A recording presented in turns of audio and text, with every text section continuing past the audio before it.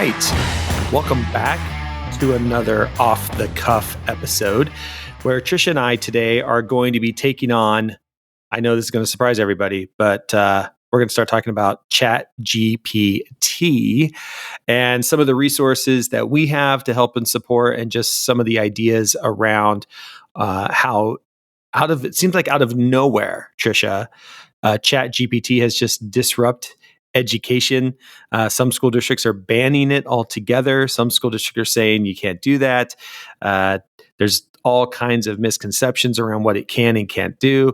And so today our hope is just to have a chat about kind of where we are with Chat GPT and how we can support educators with this new tool. Yeah, I'm excited to have this conversation. And, folks who are both listeners and subscribers to our free newsletter are probably already well aware. We've got a free guide out. Jeff, it was our free guide that sort of set a record for us, like the quickest, almost like onslaught of downloads of Yeah, it's so all true. of our free guides. So obviously this is something that, a lot of educators are thinking about. And I want to remind folks right at the top of the episode, if you have thoughts on your school or your team's approach to navigating this shift, we'd love to hear from you. And we do have a speak pipe button right on our Shifting Schools homepage. We love getting voice memos. You can let us know if it's a voice memo that you would like shared in a future episode, or if it's just sort of something you want to let Jeff and I know about. Now, on the flip side, if you've never heard of Chat GPT, what is it? Well, ChatGPT is a large language model trained by OpenAI. It is capable of understanding and generating human-like text and can be used for a variety of natural language processing tasks, such as language translation, question answering, and text completion. There are a few misconceptions, I think, going around about ChatGPT. Jeff, do you want to talk to us about one of the many misconceptions maybe that's out there? Yeah, and I think, at the end of the day, what we really need to understand is how incredible of a leap in technology Chat GPT and other AIs. The nice thing that I think that has been really interesting about this is, Chat GPT is putting a focus back on AI and a lot of the AI that is out there, and how do they enhance our lives, and what are they actually doing, and what can they not do? And I think that's kind of around, some of the misconceptions we have. I think the first one is this idea that it's conscious, that it's living, and it's not. One of the things I read the other day is it actually has 1.7 billion inputs. Think about that for a second. It's taking 1.7 billion different inputs, and when you ask it a question, it quickly can go through all of those inputs. It's going out to the internet, it's finding things off the internet, and it's putting them into natural language because it knows how we talk, how we write sentence structure, it knows how we pause. It takes all of that in, and it's able to write something very congruently. I mean, it is pretty incredible when you actually sit down and have it type out different things, exactly what it can do. But this idea that it's conscious, that it's alive, is not true. And this is actually different than, say, something that is a learning system. It does have a little bit. It has a way to fix its own misconceptions, but it doesn't learn. It only learns from the stuff that we humans feed it. It can't learn on its own, if that makes sense. But it can learn from what we give it, from the inputs that we give it. Much like a dog, right? A dog learns when you give it inputs. When you tell it to sit, it sits. And it's that repetitive nature that when you have an animal and you're trying to train your pet, it's the repetitive nature that then the animal learns. And you think of Chat GPT like that as well. It's not inherently smart, but it gets smarter the more inputs it has into it. And so I think that is something for people to remember and to be thinking about as well. That's right. And I would say the second biggest misconception is that ChatGPT is always correct. ChatGPT is a powerful tool, but it is not infallible. It may make mistakes or produce even nonsensical responses if it's given input that has not been trained on, or if the input is ambiguous. Now, listeners, we want to let you know actually that both of those misconceptions, those come from you guessed it, Chat GPT, as did the description of what it is. So, Jeff, as you were talking about how powerful it is, we wanted to even test that. So the prompt that we put into Chat GPT was, what are three misconceptions about Chat GPT? And Chat GPT gave those to me faster than it took me to actually type in the prompt. What Yeah, are right. the three misconceptions? But Jeff, you were talking about how it's interesting that in many ways the power of Chat GPT is shining a spotlight a little bit on all of the other kinds of AI that are out there as well. And listeners, in the show notes, I'm going to put a link there that is taking you over to a site called there'sanaIforthat.com, where it has a really interesting collection of all different types of AI, generative AI, that are going to be useful, I think, to schools in many ways, especially.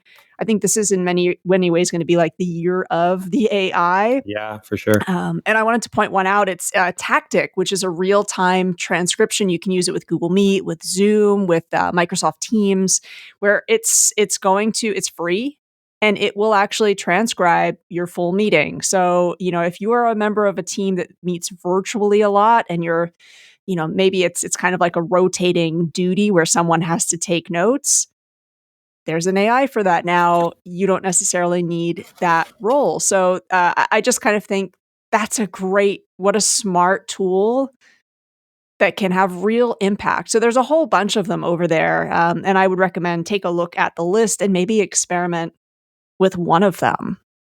Yeah, and I think to your point, I think this is going to be the year of AI. I think we're going to find different ways that AI not only supports us in our own day-to-day lives, but the ways that it can actually support you in education. And of course, I've always been on the side of you can't block this stuff in schools. You can't block the calculator, you can't block the cell phone. You're not going to be able to block this. I mean, you can, but as soon as kids go home at 3 o'clock, they have access to it. It's not like we're actually doing any. I don't feel like we're doing any good when we actually block this stuff in schools, because kids are going to go home and now they don't have an adult that's teaching them how to use it successfully. And the thing I've been saying a lot with Chat GPT, I've had a couple friends say, "Okay, Jeff, how would you describe it, or what do you think its best use is?"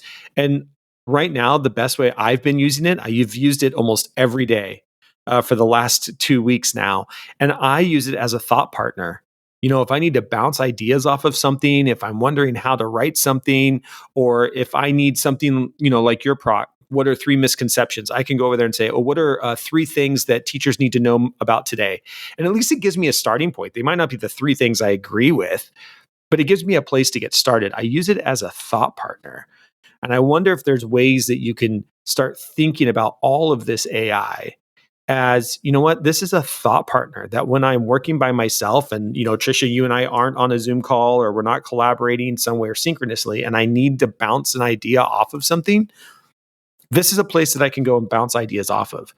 And that, what a great way to kind of start thinking about how all of this AI can support us. Can it be a thought partner in your thinking, in the way that you're describing things? I could see teachers saying this, need a lesson plan idea for something on X, Y, and Z, and see what happens. It might not give you the perfect lesson plan, but it might give you some ideas, right, as a thought partner on where you might go with those lesson plans. So I think that's a one really good way that you can think about this is, can it be a thought partner for you? Yeah, and for me, maybe the comparison is I use Google Maps, Jeff, almost anytime I'm going anywhere. I And like that. I might not always listen to what Google Maps tells me to do, right? It might be actually I know this city really well, or I've been in this area, but I'm curious to see what's Google Maps going to recommend. Maybe actually I will try that route to see, is that route better than the one that I know? And I think, of course, there will be some primary school teachers who are listening and thinking, well, what does this mean for my students who maybe aren't, technically at the age where they might be using it? And I'm thinking of all the ways that we might model it with students Yeah. where, we're working on something or maybe we're doing a creative task. Maybe we take a break. And as you said, let's tap our thought partner. Let's get a few prompts or ideas from our thought partner. I mean, I've been talking to educators who are using it, like you were saying, as a starting point. Give me a few questions about given topic. I was chatting with someone who told me she mapped out her basketball practices using Chat GPT. Mm, Gave it a few suggestions in terms of what her team needed to work on. I had another teacher tell me, meal prep. She has young children, and anybody listening who has young children, you have an added sort of demand, of course, on your time. So meal prep on her weekends is a big deal.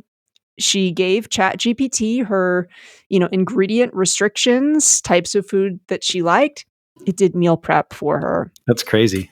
So yeah, I just think there's so many different applications, and I think it's going to disrupt so many different industries, right? And so to show students what is it able to do at this point in time, what's the research that maybe it can help us out with, and how can we double check what Chat GPT is telling us? Because, for me, I'm thinking this is yet another reminder of how important information literacy is, right? Yeah, Because, absolutely. like we said at the start, Chat GPT is not all knowing. So let's look at um, what is it telling us? Where's it getting that information from? And then when we double check that, what are some of the gaps that maybe we can fill in? Yeah, and I think there's a great, if you were a high school teacher right now, I'm thinking ELA, social studies. I mean, you could do this, science teachers could do this as well. But I think there's a couple articles that you can go out and look around the ethics of something like Chat GPT because it doesn't cite its sources. And I think it's really important for kids to understand that. I mean, that is what's getting students in trouble at university is if you just copy and paste something, it is getting that information from somewhere on the internet. And if you are not citing your source, you're now plagiarizing. So the question becomes, if Chat GPT is giving you this information and it's not citing its sources, is it actually not, is it actually plagiarizing what someone else has written? What a great question for high school kids to kind of look at. And I've done this. Like I used it the other day to look up some information and I found the sentence that I wanted. I was like, that's the statistic I need for my paper. But I didn't know where Chat GPT had gotten that information. So I had to copy it, go back out to the internet. I found the place. It was coming from the American Pediatric Society. It was exactly the source I wanted, but it didn't give me the source of where it got its information. So is that plagiarizing or is it because it's non-learning, it's non-thinking, it's just giving me information to respond I ask it. So therefore it's only plagiarizing if I use it as my resource. I mean, what a great debate to have with high school kids. I could see people landing on both sides of it. So there's just so many cool things that you could do with it. And a really good practice to just get into with students, Yes. like what you were talking about with reverse engineering. Can we be detectives and find out where it's taking that information from is really important. And another link that I'll be sure to include in the show notes. This is an episode from one of Wired. Wired has a gazillion different podcasts. And they had an episode entitled Chat GPT for You and Me. And there's this great quote from their special AI reporter, and he says, quote, understanding what is true requires a greater understanding of the world. Mm, And for me, I think that's a great quote to discuss again with high school students because we need them to know how these models work. We need to continue to amplify why information literacy matters, anticipate that these models are going to get better. ChatGPT is only in beta right yeah. now. So I just kind of think, how can we foster curiosity around how this is working? And again, reverse engineer, where did it get that information from? It's not drawing information from the past 2 years, right? It even says right on its site, it's only taking information from 2021. I think even pointing that out to students, it Yeah. does talk about like what are the limitations, what can it do, what can't it do, and talk about what does that mean? What do those limitations mean for us as learners when we use it as a tool? Yeah. And I think those are the conversations we need to be having in our classrooms. And that's where it comes back to information literacy. If there is one skill that we should be teaching across content areas, it's information literacy. What do you do in a world that has too much information? A world where you can access the information the moment you need it, the moment you want it. What are the skills you need to know and be able to understand in that world? And Chat GPT is just another way to access all of that information. It's going to have bias in it as well. I mean, we're going to be seeing that come out. What a great another kind of lens to look through. Like, is there bias in its responses? I don't know. I think there's so many things that we can use it for in the classroom, that blocking it and telling kids, oh, you can't use this while you're at school, or all you have to do is flip your phone over to your 5G and use it there, is not helping or supporting learners in a world where it's not going to go away. It's only going to get better. And so we just have to remember and be thinking about, okay, how can we use this? What are the limitations to it? And how do we have conversations with students around it? I think that's the number one. Don't shy away from the conversations. And one of the things I love, Tricia, is you don't have to fully understand how it works. You just need to know it's there. You need to know it's there. You need to, know a little bit about it. Go play with it for yourself for a little bit. And then knowing that little bit, that's where conversations come from. It's wanting to know more of what it can do, it can't do, and where do you go from here. And that's one of the things that I love about one of our first things that we're going to be supporting teachers around is a whole generative AI 5-day challenge. Do you want to talk more about this 5-day challenge that we have coming up to support teachers around having these conversations with kids? Absolutely. And we really wanted to frame it as a 5-day challenge because, as you were saying, Jeff, this isn't about, oh my goodness, am I going to have to spend hours and hours and hours doing a deep dive? We know that educators don't have the time for that, right? So we wanted to look at how can we set something up that the conditions are going to be there for you and your colleagues to play around with this tool, to really approach it from a standpoint of curiosity that, Jeff, you and I all the time talk about on this show. Be collaborative learners with your students. What might it mean to model some of the learning in real time with kids? There's a Google exec who says, I'd rather be a learn it all than a know it all. I love that. Here's an opportunity to do that, right? So I don't know everything about this. Let's see what the hype is all about. And each of the 5 days, the challenge for each day, it's not going to say, something that you have to do that's 90 minutes where you all have to be in the same space.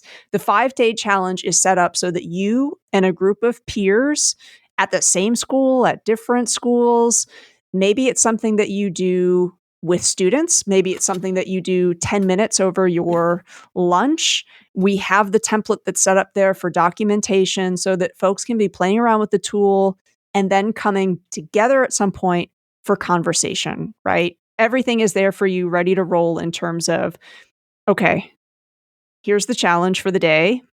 Here's the prompt to get me to document what I was learning.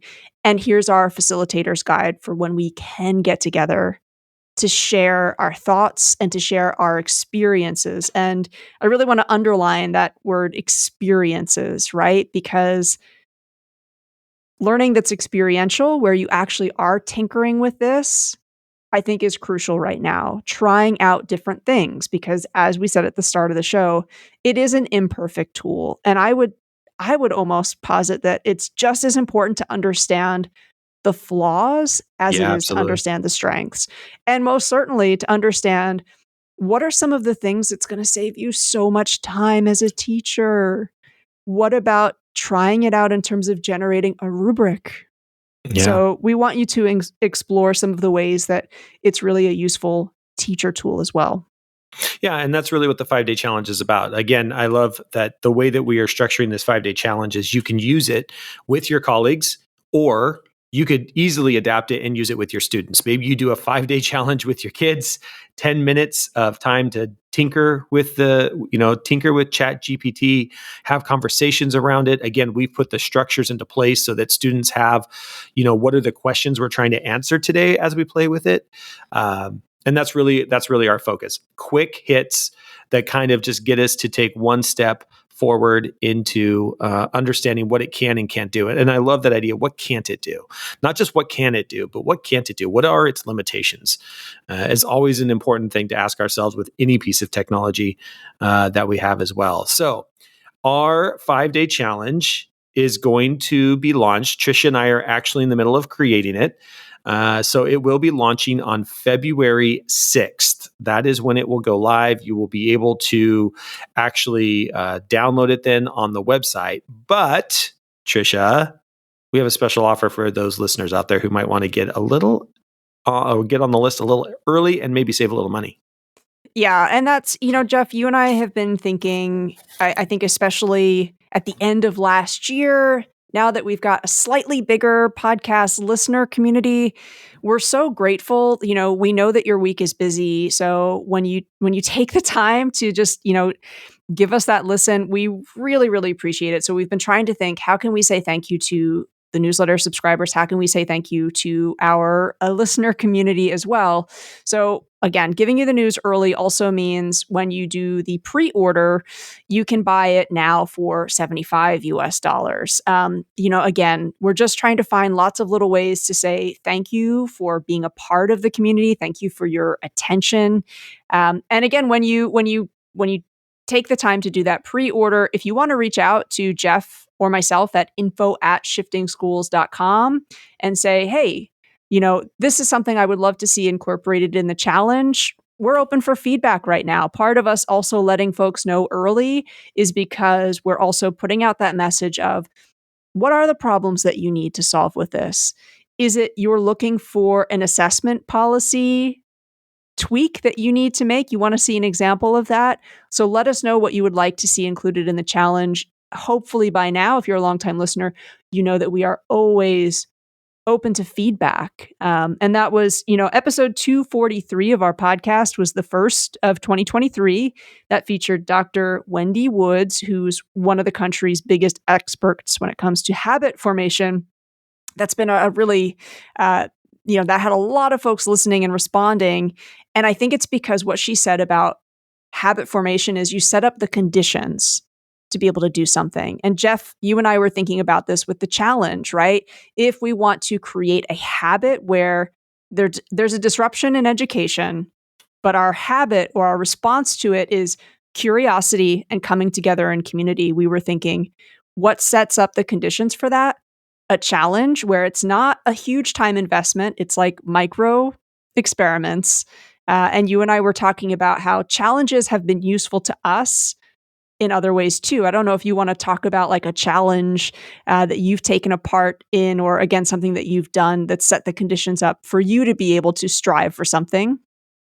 Yeah, I don't know if there's a challenge off the top of my head. I think I your think wife signed you up for one. Oh, that one. I didn't even remember that. Yeah. So my Christmas present, I guess, was a challenge. My Christmas present this year is my wife. Excuse me. My wife signed us up for a 15K. So the challenge has been to get back into running and stretching out our miles. In fact, yesterday we went for a 5-mile run. So we're slowly getting up there. 15K is about 9 miles. So we've got to get up to about a 9-mile run. But you're right. I guess that's a fitness challenge, right? I guess we see these in multiple different places. And I think the thing I want people to be thinking about too is like it costs $75, but that is a site license that can be used at your school. So when you download this 5-day challenge around generative AI, know that for $75, you have a license to use it in your school, right? It's a site license for your school. But challenges they drive us to do something. And I think we haven't set a date yet on when we have to run this 15K, but we're looking at 1st of March. And so, but it is good. It's good to have challenges. How about you? How do you use challenges in your life? I mean, one of the things that we have set up to do this year in my house is, we realize as, usually when it's holiday season, like your spending kind of gets out of control, right? And so we were talking about like, okay, this year, what might it mean for us to just kind of keep a slightly closer tabs on what's going on with our finances, right? And we were also noticing that like week after week, having like, food spoil or, Mm. oh my gosh, I bought that and that's going in the compost, right? So trying to be a little bit less wasteful. So something that we're doing now is every weekend planning out our meals. And what I'm doing is I'm recording, planning out the meals, the ingredients, and then also looking at how much did that cost at the grocery store? We're documenting all of that and looking at, okay, how can we keep tweaking? Like listeners know, everything at the grocery store is outrageously expensive right now. Yeah. And just continuing to like adjust and see what is the meal plan that A, we love what we're having for dinner every night, and B, financially that's really savvy. So it's been fun because we're comparing, we're taking turns doing the meal planning. So I think in your situation and in mine, the fun part is because you're doing it with someone else, Yeah. right? I mean, when I've tried to prepare for a race and I'm doing it on my own, it's hard to keep up that motivation. Also, if I was just trying to work on, saving, being less wasteful on my own and my wife didn't care about it, I'd probably lose interest.